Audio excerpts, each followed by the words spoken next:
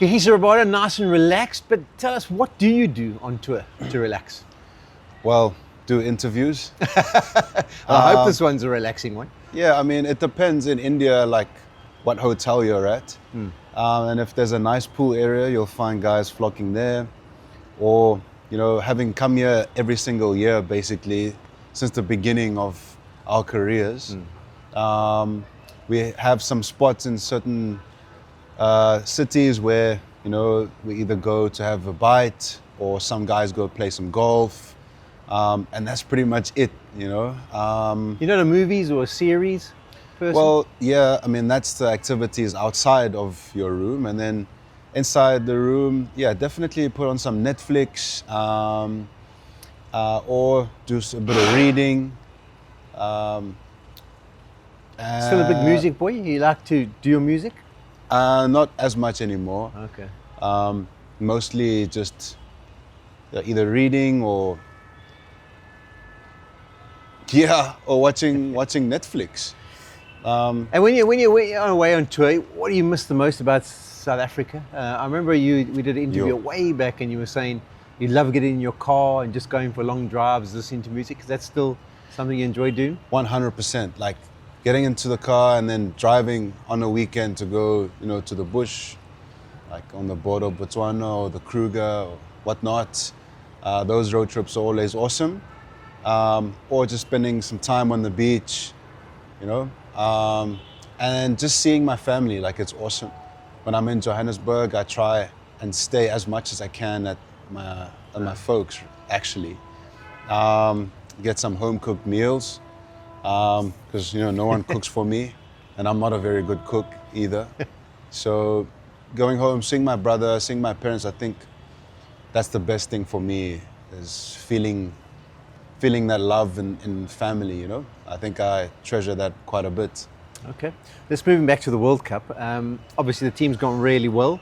Individually, how are you feeling about your own game? The rhythm in the last game in particular looked really good. I actually feel my rhythm has been pretty decent, like this entire summer. It's just certain things that I've struggled to, you know, get right, you know, since my injury. Yeah, tell us a little bit about that. It was a bit of a side issue, was it? Yeah, so there was inflammation in my rib, bruising on my rib. That's a bit of a weird one. So there was no rehab. You can't really rehab the bone, so you just have to let it almost heal by itself. And you can only play until you're 100% pain-free. So, I mean, I wasn't 100% pain-free, but it was just about like catching up and being at the best level that you can be, whilst also being in the middle of a competition. So that was pretty And it's usually tough. quite a difficult one to pull through with those injuries, because at some stage you kind of have to just believe that it's fine and that you can just give it 100%. Yeah, 100%, yes. You almost like don't have as much faith in your body as you did before, because, you know, even of recent times I've been getting injured quite recurringly, is that a word? So that hasn't been good. Hopefully I've sorted that out. But, you know, I'm so glad that we're just going well as a team. But then again, you know, cricket is frustrating, sport is frustrating, and it's not supposed to be easy. And it shows that you can't take it for granted. And as far as the team goes, I mean, you've played in a lot of South African sides, you've been in a lot of World Cup campaigns. How do you feel the team is at the moment, like where they're at, particularly even from a bowling perspective, from the 5 or 6 guys who have to bowl the overs? I think the guys are just captaining their own spaces, and it's really relaxed, and it doesn't feel like there's any pressure on us. In fact, you know, it's more of an accountability, and you can live with that. You know, if some people feel that they're under pressure, or they feel that the environment is not good, or they feel that they haven't been serviced properly at practice, or, you know, they have some sort of annoyance or whatever it might be that could be holding them back, then you can't really live with that. But you can live with guys being accountable about what they're doing and really giving it a crack. Whatever happens, you can live with that. But the guys are extremely determined. So hopefully we can go all the way. We definitely have the team to do it.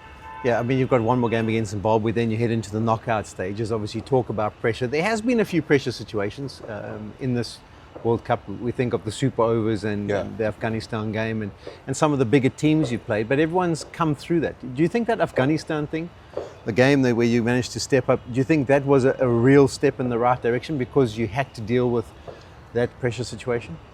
100%, yes. It showed that how determined the guys are. And even after I had bowled those 2 no balls, you know. Tell us a bit about that. I mean, mentally, after a game like that, I mean, you'll be disappointed because you've got pride of performance. When you sit there or you go to your room and that, like what goes through your head and how does it motivate you going forward? Yeah, I was extremely annoyed with myself, really. I almost punched a hole through the door. Don't do that. But I was extremely annoyed with myself for making such a rookie error. You know, not once, but then twice.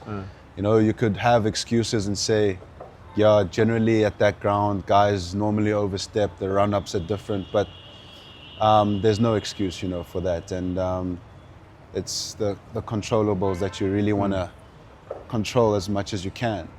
But even in that, you know, it could have been easy to just sort of like say, oh, they need 2 runs from 3 balls, it's their game. And then totally forget about everything, totally forget about the run out, totally forget about that. And Stubbs could have easily said, oh, you know, we need 7 off 1, we're not really going to do this. And no, you know, it's about following the other voice and saying, okay, let's just keep fighting, you know, and that's the culture that we have. And it's not really spoken about a lot. It's just something that has been ingrained in the team. And I think it's carried over from what we've done, you know, in the test setup and what we've built there. I think it's like kind of flowing into this environment where things don't necessarily get harped on. It's just what happens. But also you talk about the World Test Championship, also the fact that you're in the final in Barbados. I mean, there's a point of reference, isn't there? That you've been to a final now and you know that you've done enough in many ways to have won that.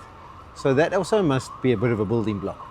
100%, Polly. I think the chances that are there for us to win this, we do not, there's no doubt that we know that we can win it. You know, there's no doubt that we know we have 3 games left, including tomorrow's game, Zimbabwe. You know, to go and lift this trophy. I think we know that we can do it. It's almost like we're not really thinking about it that much. That's not a bad thing, though. Yeah, exactly. And like when we get onto the field, we know that we are going to have to captain our own spaces. Cricket is an individual game played in a team sport. That's what it is. For sure. But there is that camaraderie within the team that, you know, galvanizes the team together that you can't quite put a finger on how we've done that, you know. Through performances, yes, but it's there. We don't really talk about it that much. But the guys are connected and the guys know what they have to do individually. And with that connection, does there become a bit more of a calmness? 100%, you know. Like every now and then you think your mind will sort of like take you a bit too far, you know, about where you should be thinking, but you just pull it back. And that's the sense that I get within the team, especially with myself. And then it's just about going and giving it a crack, you know. Is there anything KG looks to do differently when it comes to the bigger games? Is there anything like you simplify it even more just to make sure that you stay in the space? Well, especially in T20 cricket, what could happen is there's limitless amounts of possibilities of what could happen if you just think about the game too much. You know, it's almost about taking it one step at a time and really backing your strength. T20 cricket can be extremely complicated these days with stats, data, you know, the certain hitting zones of certain batsmen, etc., etc. and that can actually confuse you much more than it can help you, especially in T20 cricket. And it's a lottery as well. So, you don't really want to, yes, there's element of skill, but also a lottery. So you don't really want to be thinking about the endless amount of possibilities that could happen. Only what you can control, and, hedging your bets. Okay, and lastly, in this format, you've had to be quite flexible. Sometimes you take the new ball, sometimes you come on first change. How have you learned to deal with that? Because that can be challenging for people when, they've kind of set on a certain role and then that gets adjusted all the time. Is it with your experience that you feel like you deal with it okay? Yes.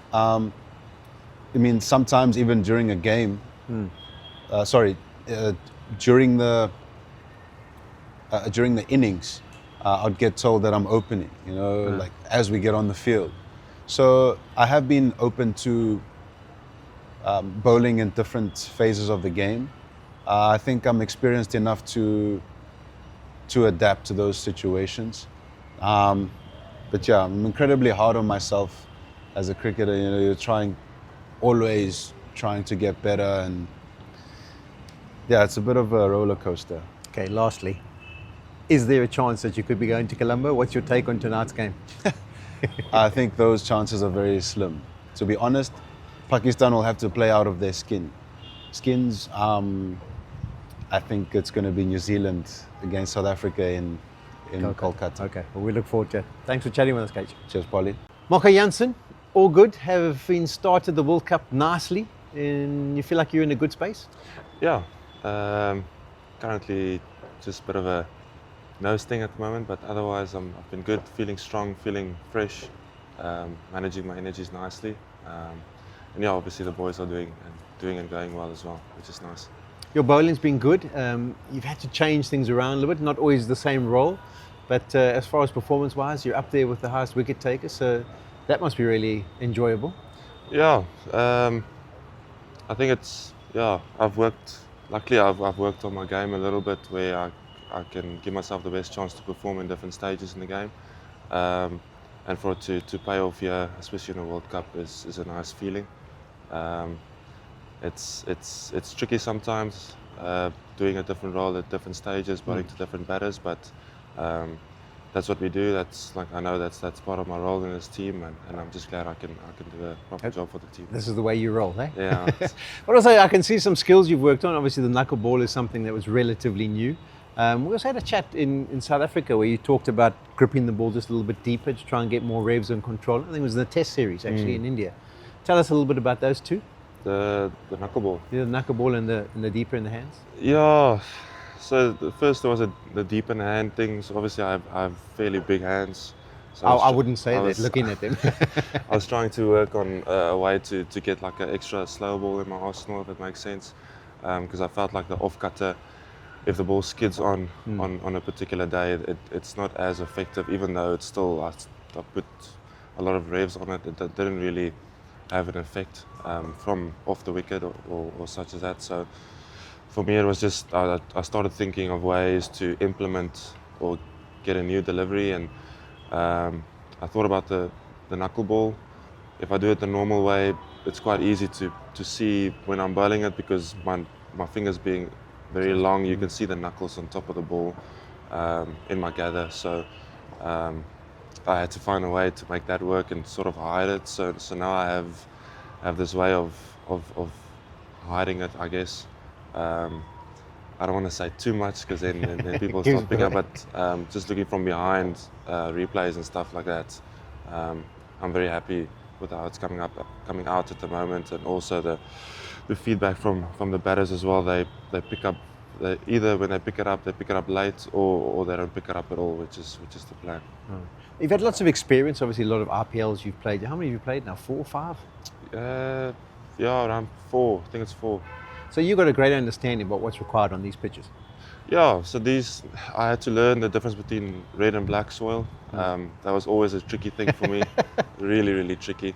And then you come to Ahmedabad and it's got mix. Yeah. Then it's the best of both worlds, I guess. But then, especially like last year's IPL, Ashdeep Singh helped me helped me a lot with that.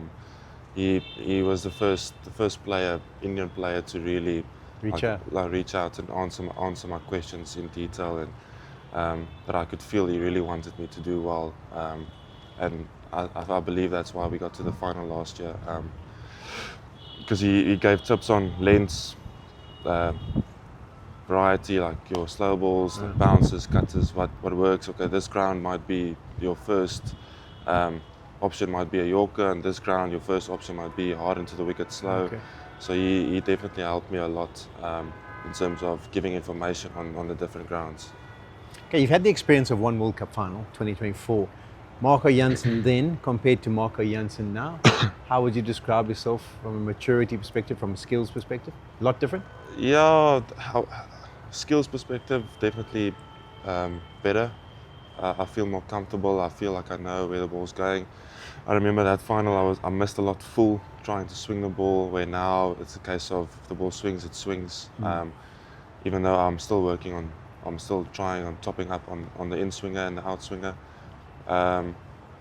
The knuckleball obviously is an extra ball I added, and then from a mental point of view, I would like to say that I'm less nervous, but I'm not. I just think back then I struggled to use that nervous energy and put it into my game, where I feel more comfortable now to accept that anxious feeling, accept the adrenaline, accept the occasion, and sort of use that on that specific day. Well, they say you always have butterflies, but the more you play, they learn to fly in formation. So maybe they're just flying a bit more in formation. Yeah.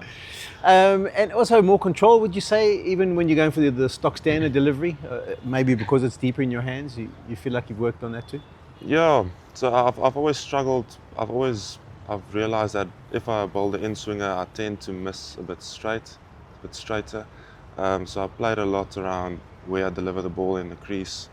For me, a big thing was to commit on that fourth stump line, to actually trust that it's going to swing back. I struggled with that for a while as well, and I feel I now have a good medium. So when it comes off nicely, everything clicks and I hit the off stump, middle stump like I want to. And then if on that particular day something might be off, I know I can either alter where I deliver the ball from the crease point of view, or I can just alter my aiming point, if I can say it like that. But from all the cricket you've played and how well you've done in all the formats, you must have also gained massively in confidence. Yeah, I think playing well against big teams helped me a lot. Like the Indian Test series as well. Yeah. Yes, sure. So I remember going into that Test series being very nervous and very uncertain, because one big reason for that was I believe that I wasn't as effective on flatter wickets where there's not really much bounce, much nip swing. So I sort of went into that Test series thinking it's going to be a tough one, and then losing KG for the second Test matches on top of that added to that, and me being able to still find a way and still manage. I remember that Kolkata Test match in particular, I felt very, very ineffective, if it makes sense. And I remember vividly the one morning at warm-ups, I don't know why, something clicked at warm-ups, and I took that confidence, and I actually took wickets a lot more, not easier, but I felt more comfortable in terms of, and confident in terms of, if I land this ball in this area, I know I'm standing a good chance compared to when I'm playing back home or in England, if it makes sense. So that Test match and that Test match series definitely helped my confidence and the belief playing on flat wickets. Well, I can tell you, of all the surfaces I played on, if you're as tall as you will be effective on any flat surface. So don't worry about that whatsoever. Okay, let's move a little bit onto your batting. We haven't been able to see much of it because of the way the guys have batted. Yeah, so good. Hasn't been much opportunity. Yes, it's good. But how do you deal with that? I mean, I can remember batting down the order there. You get a little bit frustrated sometimes. You wouldn't mind getting to the wicket. So you're just happy with the net practices? No, I'm happy. So for me, I've always, like in SA20 especially as well, I tell Stubber all the time, if I don't bat this whole tournament, I know we're doing well. Obviously, I know I can do a job, and obviously I want to be that guy if presented the opportunity, but I love seeing the guys bat, and I love seeing the guys hit the ball, because a lot of times I feel as a bowler, like we out there, we're getting hit left, right, and center, and it's sort of like Nice to pass the it's dose. yes, yeah. So, but for me, yeah, not really having a go. I just try and work on. There's a few things I'm working on, trying to. Not a lot of technical stuff. I'm basically just trying to watch the ball, but from a game point of view, I spoke a little bit about when I get in, trying to like extend it, meaning try and get to that last over, because I felt, especially in SA20, I used to get out the 17th, 18th over, so then I used to leave, like I felt like I was leaving 4 or 5 balls. Just looking to take it a bit deeper. Yeah, so let's just trying to take it a bit deeper if presented the opportunity. And what does Marco Jansen get up to on tour when he's not playing? How does he pass time? Usually I sleep. Now I'm better. I call home a lot. Luckily for me, I have a few businesses at home that keeps me busy. Keeps your mind on something else. Yes, yeah. So it is frustrating, but also I'm grateful for that, because usually I will just sleep or watch Netflix and just do nothing. Where now I have something constructive to do, and other than that, I call my family, brothers, sisters, mom, dad, brother-in-law, you name it. Okay. And have you had any chance to get around a golf or two? Yes, I played a fair bit. We played in Ahmedabad quite a lot, and then the last time in Delhi when we came here, we played at DLF. Didn't go too well, but we won't speak about that. It's a tough course, so yes. We'll forgive you for that one. Okay, last question. When I was bumped into you the one time, it was before I think you were playing the game in PE. You said your stock standard before match meal was to load up with a pizza. And was it one big one or a couple of pizzas? What do you do now when you're away from home and in India? How do you load up and carb load before the game gets going? So yeah, in India, I like going with a pasta, like Okay. a spaghetti bolognese. There's actually one waiting in my room. And then other than that, butter chicken and pizza. That's like my stock three meals. And then I just try and make sure that I have breakfast, like eggs and then fruit. And then I live off coffee, cappuccinos. And then yeah, every now and then I like working in a lamb chops. But I don't really try and veer too far away from that. Okay, and quite excited about the knockout stages of this tournament? Yeah, that's why obviously that's what we work towards, playing in a World Cup. It's gonna be good. Everyone's gonna be nice and nervous. That's the way I see it. I just hope and pray that we stay calm like we've been doing, and we just commit to our processes, and yeah, hopefully this year we can pull it through and make it count. Okay, well, all the best and thanks for chatting to us. Just thank you.